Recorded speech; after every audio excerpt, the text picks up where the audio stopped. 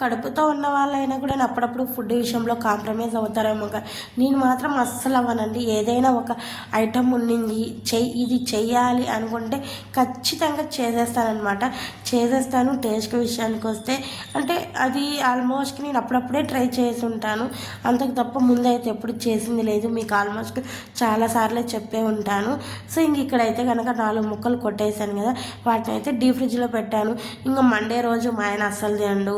మంగళవారం వచ్చేసి వైకుంఠ ఏకాదశి, ఇంకా బుధవారం రోజే నాకు కుదిరిందనమాట.